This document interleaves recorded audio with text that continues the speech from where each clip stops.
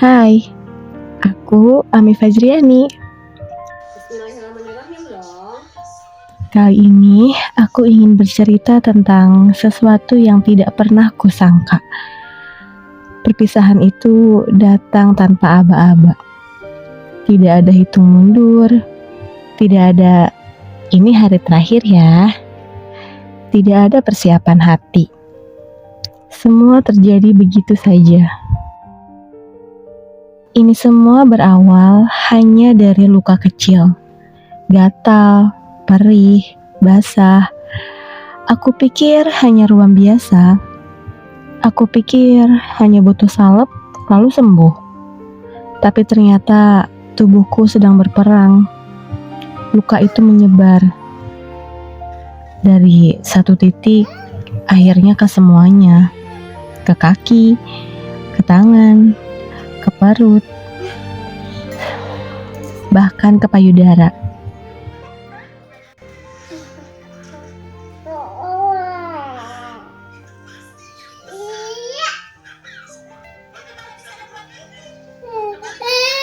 Udah, ini dulu yang itu.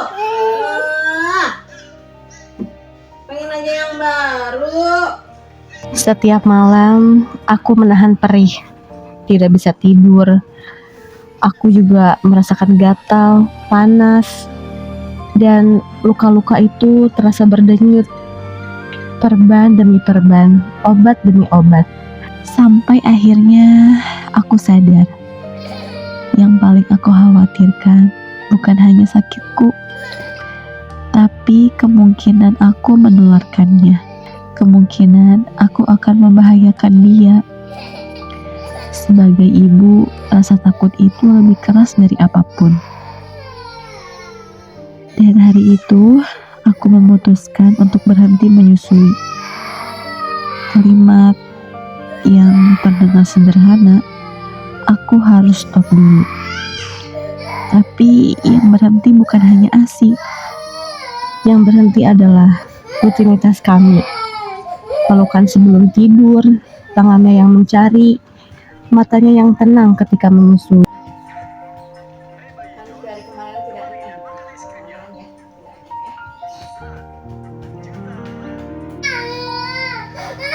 Bagaimana caranya menjelaskan pada anak imut ini bahwa bundanya sedang sakit? Ini bukan salahnya dia. Dan ini juga bukan karena bunda nggak mau menyusui dia, tapi karena bunda tidak mampu. Sini di sini.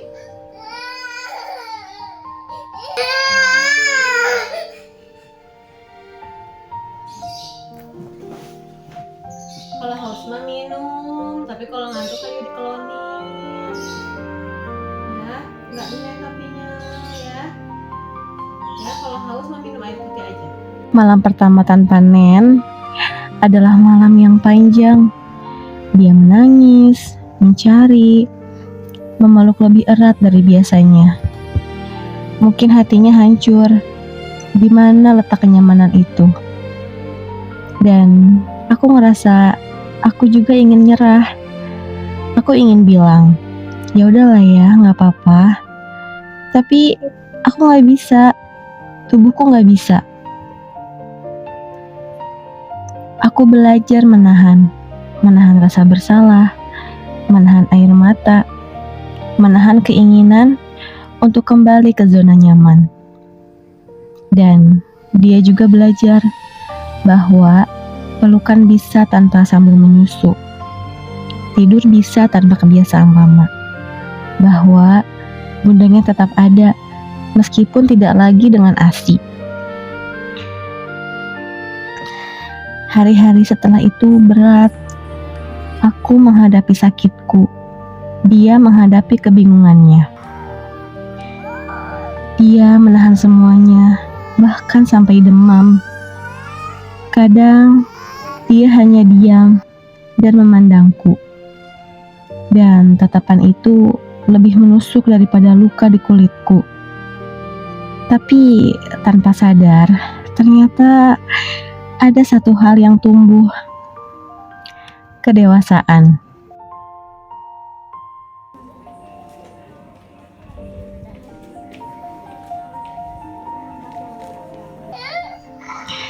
Kedewasaan yang bukan hanya pada dia, tapi ada juga padaku. Aku mulai melihat sesuatu yang tidak aku sadari sebelumnya. Selama ini aku pikir menyusui adalah bentuk cinta paling utuh. Bahwa selama aku masih bisa memberinya ASI, aku harus memberi. Ternyata cinta tidak selalu tentang memberi tanpa batas. Kadang cinta juga tentang berhenti, tentang menjaga diri, tentang mengakui bahwa tubuh ini juga punya batas. Dan anakku ternyata jauh lebih kuat dari yang kukira. Hari demi hari tangisnya berkurang, pelukannya berubah. Ia mulai tertidur tanpa mencari. Di satu sisi hatiku hancur sedikit, tapi di sisi lain aku juga bangga karena dia bertumbuh, dia mampu, dia belajar, aku pun belajar.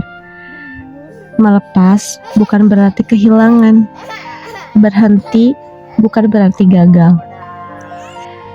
Fase ini akan selesai. Tidak menghapus cinta yang sudah tertanam. Aku teringat satu hal, induk burung yang mendorong anaknya dari sarang, itu bukan karena tidak sayang. Ia mendorongnya karena ia tahu sayap itu harus dipakai. Kalau terus dipeluk, ia tidak akan pernah tahu caranya terbang. Dan sekarang lukaku perlahan membaik. Memang sih belum sepenuhnya sembuh, tapi sudah tidak separah kemarin. Dan dia jago banget. Sudah tidak nen lagi. Kalimat itu dulu terasa seperti kehilangan besar. Sekarang terdengar seperti tanda bertumbuh. Hal-hal tak terduga memang sering datang tanpa izin. Tapi dari sana kita belajar merelakan. Kadang cinta justru tumbuh ketika kita memberi ruang, memberi jarak, memberi kepercayaan, memberi kesempatan untuk terbang. Dan mungkin suatu hari nanti ketika dia sudah benar-benar besar, aku akan mengingat fase ini, bukan sebagai luka, tapi sebagai titik balik. Saat kami sama-sama belajar bahwa cinta tidak pernah benar-benar berhenti. Ia hanya berubah bentuk. Ya, anakku sudah masuk usia 2 tahun. Emang mungkin disapihnya lebih cepat, tapi kedewasaan selalu datang di waktu yang tepat.